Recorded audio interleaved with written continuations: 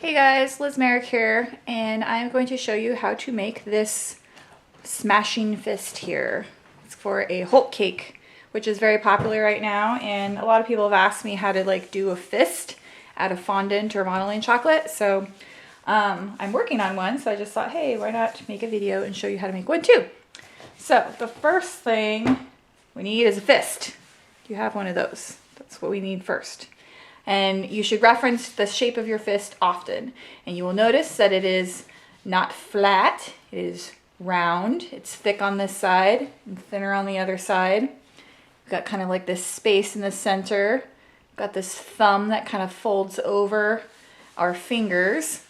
So these are all things that we're going to be kind of referencing as we're making our fist, and that'll help you sort of visualize it. But I'm going to break it down for you so at least it makes sense.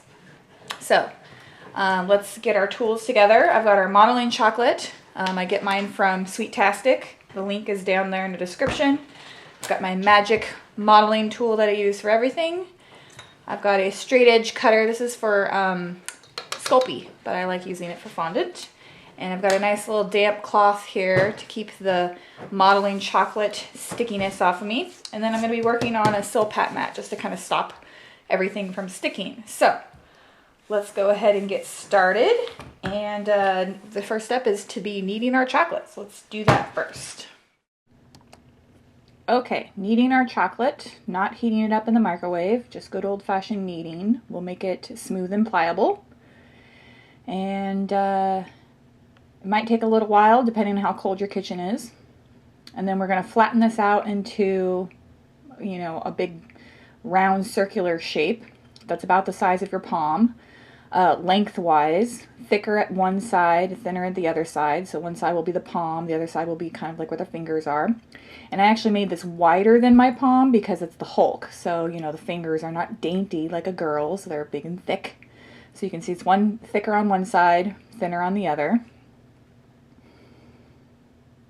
Making sure you're using enough. I started out with like a 5-pound batch of this green fondant, and I used, I think, almost all of it.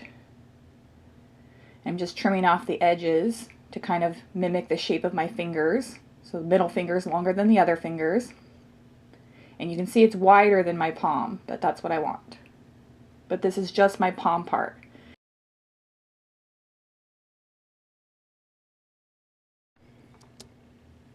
So your fingers are half the length of your hand, so make a line with your tool at the halfway point on your modeling chocolate to define where your fingers are going to be away from your palm. And then make another line in the center to kind of measure off where all of our fingers are going to be. So one line in the center, using your little sharp Sculpey blade, which you might have to clean because the modeling chocolate starts sticking to it. So one line in the center, and then one line of the center of each leftover piece of chocolate on either side, and those will make our 4 fingers. And you can see they're nice and thick.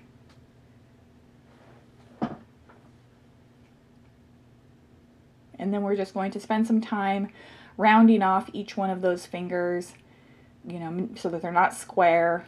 Take your time with this. Want to make them nice and round. Flip it over, do the same thing to the other side, and then we're going to make another line where the fingers are going to start bending inwards. And this line is actually curved. It's not straight across. So I use my modeling tool to make a curved line. And then in the middle of all of the fingers is where the next line is going to be. And in the middle of the leftover part is where the last part is. So the fingers are kind of strange like that, where it's like the first line is halfway in between, and then the last line is halfway in between that. Math proportions. So I'm just kind of putting this up on its end so we can start building out the hand. So you're going to put it up on the end and kind of curve it inwards a little bit. Your hand is not flat, it's curved. And when the fingers close in on themselves, we're going to try and follow all those lines. So use your modeling tool as a guide to start bending your fingers over at each one of those lines. And when that happens, the chocolate starts kind of getting rounded at the knuckles. So as I bend the fingers, I spend some time pointing out the knuckles and adding in some roundness to the fingers. Because it's modeling chocolate, it just holds on to every little like nook and cranny and like mark that you put. So instead of like bending all the fingers and, you know, working from there, I spend time pointing out the knuckles, giving them some definition, and putting in the details back into the finger lines and stuff before I move on to the next finger.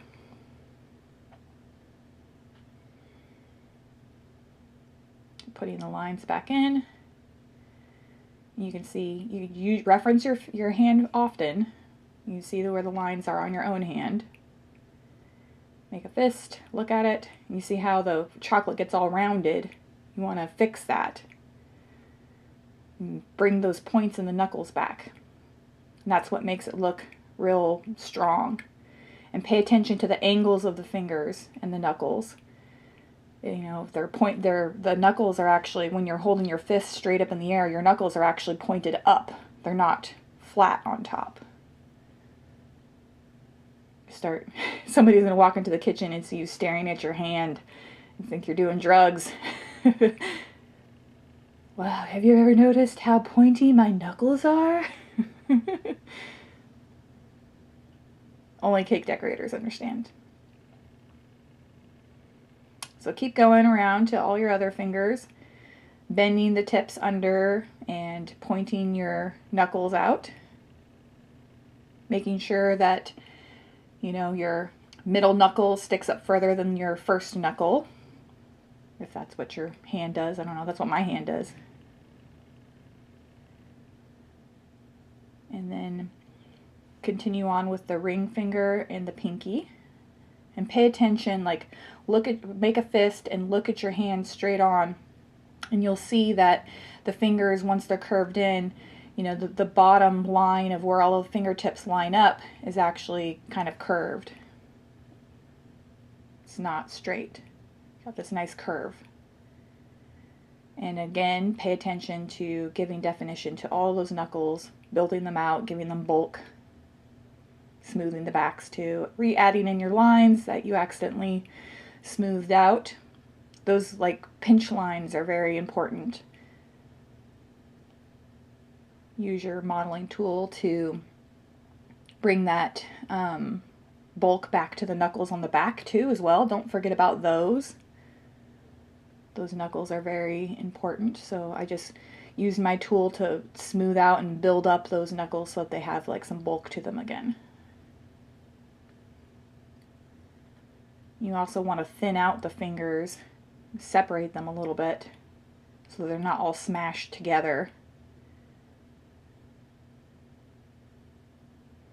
And it was like 75, 80 degrees in my kitchen that day, so it wasn't exactly cold, but it wasn't super hot. So, you know, temperature in your room matters. So now we're adding on the lower part of our palm, just rolling out a little piece of fondant and adding some depth to our hand here, which is important. Without this, your hand's going to look very flat. So we're adding some to the left side first and just smoothing it out. Just look at your palm, you can see.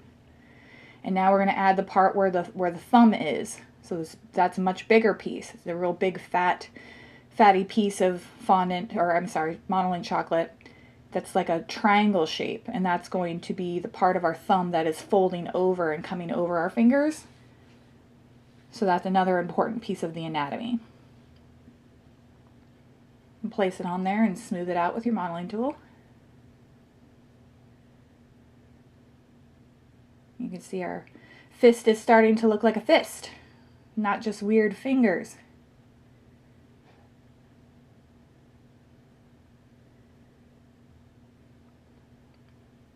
And this little divot on the inside, don't worry about that. Leave that there. That's how your palm really looks, so don't try and fill that in. Our thumb is actually going to bend over and be placed right in that area, right by the knuckles, just like it is on your fist.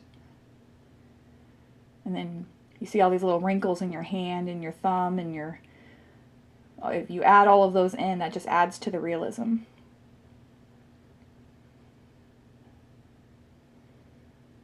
So make another little snake for the thumb. Make sure it's the same sort of size that the other fingers are roughly. Don't make it too small. Just place that right over the fingers. Smooth it into the thumb part of our fist. It's like magic. Suddenly it's a hand.